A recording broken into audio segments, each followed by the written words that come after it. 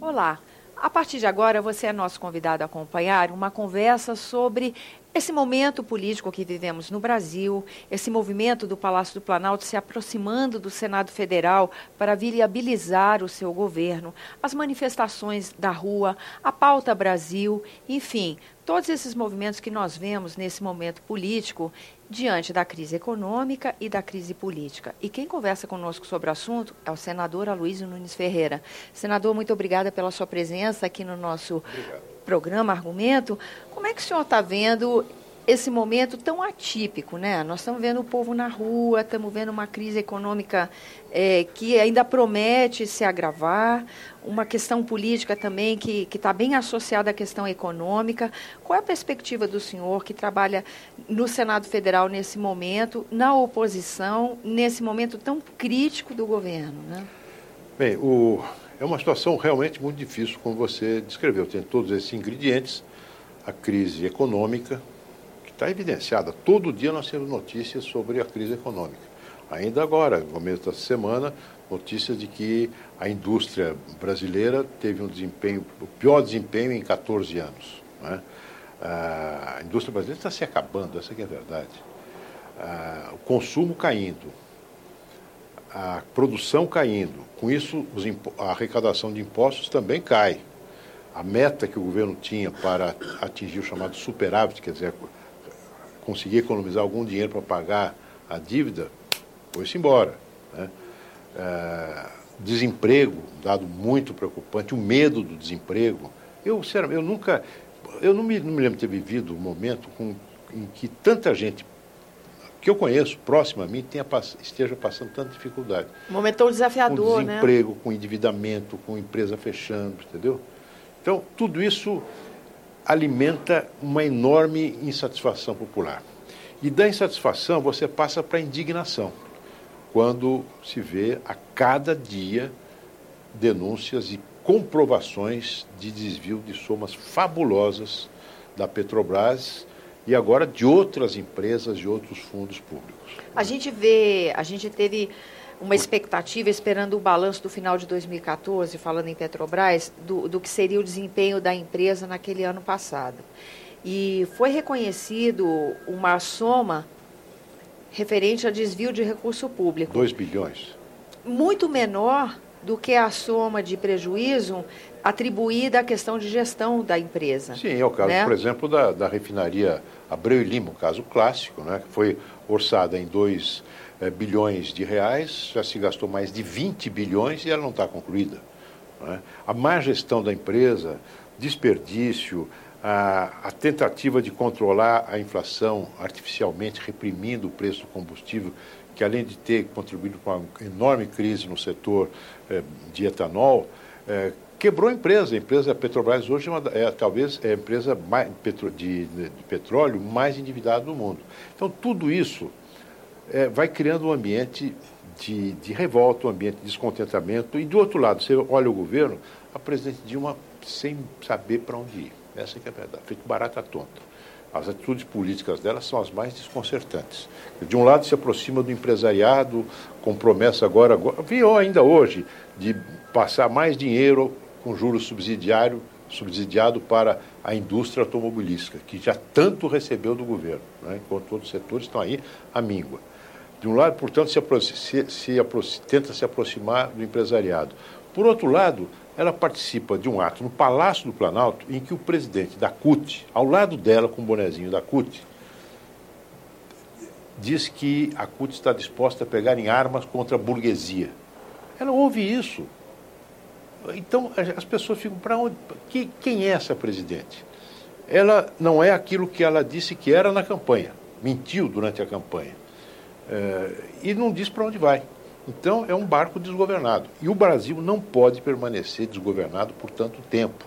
Em situações normais, não poderia um país desse tamanho, com essa complexidade, 3 anos e meio até o final do mandato da presidente. Agora, em situação de crise, é pior ainda. Daí, as pessoas se perguntarem, o que vai acontecer? A grande maioria das pessoas que saiu às ruas, sabe o que quer? Impeachment.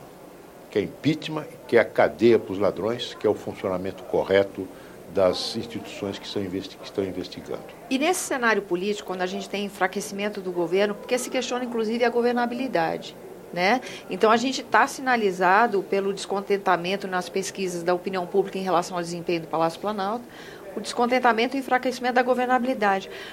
Nesse momento, como se diz hoje em dia, o protagonismo do Congresso aumenta. Como é ser senador de oposição num momento como esse? Qual é a perspectiva? As oposições vão se unir num mesmo discurso? Vão se unir numa mesma ação? Como é que o senhor está vendo esse momento? Porque dentro do próprio PSDB houve um rearranjo na questão da fala, do discurso do movimento, um norte, né? Isso. Essa semana a gente acompanhou isso. Exatamente. Uma busca de sintonia cada vez maior com o movimento popular. O Congresso é um órgão representativo, ele tem que se colocar em sintonia com o que está acontecendo nas ruas e mesmo fora das ruas. Outro dia eu ouvi o líder do PT dizer, parabéns para aqueles que não foram à manifestação. Só que 71% das pessoas ouvidas pelos institutos de pesquisa querem ver a presidente Dilma pelas costas. E colocar 800 mil ou 700 mil ou 1 milhão de pessoas na rua na terceira manifestação em 6 meses é muita coisa. E manifestações espontâneas. Olha, sem ninguém patrocinando, ninguém pagando. Eu acompanhei de perto a organização da manifestação aqui em Brasília. Aliás, muito, muito, muito forte. Pois bem, havia ali 2 carros de som, banheiros químicos e tal. Eu acompanhei, eu vi como é que isso foi financiado. Sabe como é que foi financiado? Os organizadores, um grupo de voluntários, mandou fazer umas camisetas com os dizeres da passeata, e venderam essas camisetas entre 15 e 20 reais. E levantaram dinheiro para poder pagar. Não teve dinheiro público, dinheiro de empresa estatal, dinheiro de sindicato, coisa nenhuma. Muito diferente dessas manifestações de apoio ao governo que a gente tem visto aí, não é? Agora, a oposição, o papel da oposição é fazer oposição, não tem? É combater o governo, denunciar, cobrar, não é? Essa é a nossa função, procurar, à medida em que nós tenhamos condições, minorar o estrago que esse povo está causando, não é? Corrigindo, fazendo emendas nos projetos, mas é basicamente uma função de oposição. Agora, nós nunca nos recusamos a conversar sobre projetos que o governo apresente. Aqui você acompanha o trabalho do Senado. Isso é um trabalho cotidiano, todo o tempo você tem projetos de lei que o governo patrocina, ou apoia, ou apresenta, e em torno deles, muitas vezes, nós fazemos entendimentos. Aceita-se uma emenda aqui, rejeita-se uma matéria acolá e vai se tocando. Que é o exercício da política. Que é o exercício de qualquer parlamento. E nós sempre participamos disso. Agora, nessas questões graves, por exemplo, o ajuste fiscal, que o presidente Dilma colocou como uma questão vital, e precisa mesmo fazer um ajuste das contas, em razão da irresponsabilidade ainda recente do seu governo. Agora, você acredita que em nenhum momento o ministro da Fazenda, doutor Joaquim Levy, se dignou de perguntar para a oposição o que vocês acham disso, antes de mandar os projetos para cá? Afinal de contas, a oposição teve, no segundo turno, cerca de 50% dos votos. Né? Mesmo que não tivesse tido, é uma força política a oposição, o PSDB, o Democrata, o PPS, somos uma força política ponderável. Em nenhum momento se preocupou em saber o que vocês acham. E nós tínhamos coisa a dizer. Por exemplo, essa tentativa do governo de aumentar o encargo tributário, que pesa sobre as empresas, que já tem que arcar um custo enorme, né? E no momento em que as empresas não estão conseguindo vender a sua produção, aumentar a carga tributária sobre a folha de pagamento, a tal reoneração, é dar um tiro no pé da economia. Da economia não, é aumentar o desemprego. Não é isso? Então, nós tínhamos ideias para discutir. Você quer economizar dinheiro, mas por que está aumentando tanta dívida pública com essa política maluca de aumento da taxa de juros, que só faz aumentar a dívida pública e não segura a inflação? E aumenta e prejudica ainda mais a recessão. Não é? Nós tínhamos coisas a dizer. Nós achamos e dissemos isso. O governo dificultou o acesso ao seguro-desemprego para fazer economia. Dificultar o acesso ao seguro-desemprego. Quando aumenta o desemprego no Brasil, por que não corta uma boa parte desses 39 ministérios que não servem para nada? Não diminui o custo imenso desses cargos de confiança que estão aí, existindo só para para premiar apaniguados políticos? São perguntas que ficam sem resposta. E ficam sem resposta, porque não há, por parte do governo, uma disposição real de sentar, olha, gente, espera aqui, nós erramos lá no passado, mas vamos olhar para frente. O que nós podemos fazer juntos? Agora, se o governo não propõe isso, não tem como, porque é o governo que tem a maioria, o governo tem os ministérios, né? O governo tem a capacidade de comunicação que nós não temos. A presidente da República faz a agenda dos telejornais. É verdade que, na maior parte das vezes, com notícia é ruim, mas faz, não é? Enfim, o governo não está conseguindo governar. E nesse ambiente... E nós não temos ainda uma alternativa política madura para substituí-lo, dentro da Constituição, evidentemente. Isso leva as oposições a afinarem um trabalho, um discurso, um rumo, um trabalho? Sim, sim, nós estamos cada vez mais entrosados, trabalhando juntos.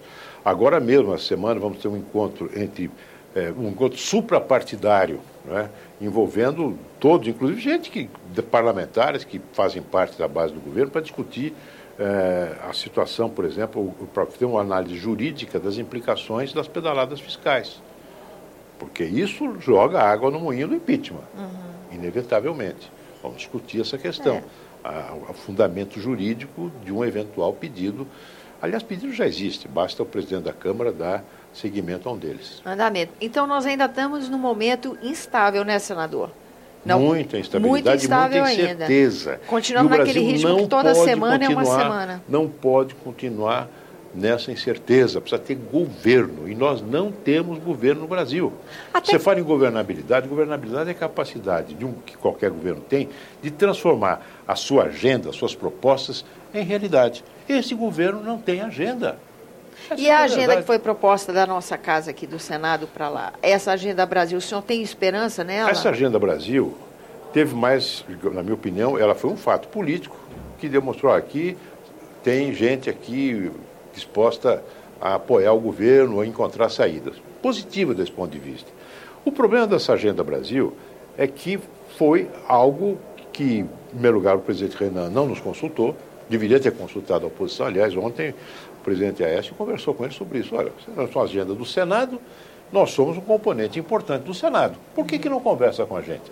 Até para definir prioridades num conjunto de 43 propostas muito disparatadas entre elas. Você tem desde o negócio do Mercosul, a educação, a tributo, impostos, não sei o quê, burocracia, é muita coisa. Vamos escolher prioridades para ver o que é possível fazermos aqui, né? E que o governo esteja disposto a implementar também. Não adianta você aprovar aqui e depois chegar lá, o presidente veta, como já fizemos muitas vezes. Aprovamos um grande acordo aqui no Senado, chega lá, acordo inclusive com a liderança do governo, chega no Palácio do Planalto, pumba, veto da presidência da República. Infelizmente, nosso tempo se esgota, o assunto não, mas a gente vai ter que encerrar manga, por aqui. E é tudo ainda muito volátil, né, senador? Eu imagino que daqui a uns 3, 4 dias a gente possa gravar de novo e já ter uma outra perspectiva do andamento da situação que a gente vive, né? Mas o pano de fundo é esse, é um governo incompetente, um governo e um povo, um governo que não apresenta saídas e um povo que acordou. É um povo composto de indivíduos que hoje são, digamos assim, cada um dos milhares de brasileiros que saíram às ruas e os que não saíram, cada um deles, graças à internet, eles são atores, eles são pessoas que agem, né? Agentes, né? Agentes, são pessoas que, comunicadores, cada um é um centro difusor de comunicações, de ideias. Então, é um ambiente político muito diferente do que havia há 2, 3 anos atrás, e veio para ficar. Felizmente, com esse governo ou com outro, esse é um dado novo da cidadania brasileira. Só isso já valia um outro argumento, né? Senador, muito grata pela sua presença aqui no nosso programa. A você que nos acompanha, obrigada pela atenção. Relembro que você é nosso convidado a fazer sugestões e críticas ao trabalho da TV Senado pelo 0800 61 2211, ligação gratuita. E quando você quiser rever esse ou outros nossos programas, senado.leg.br/TV. Até a próxima.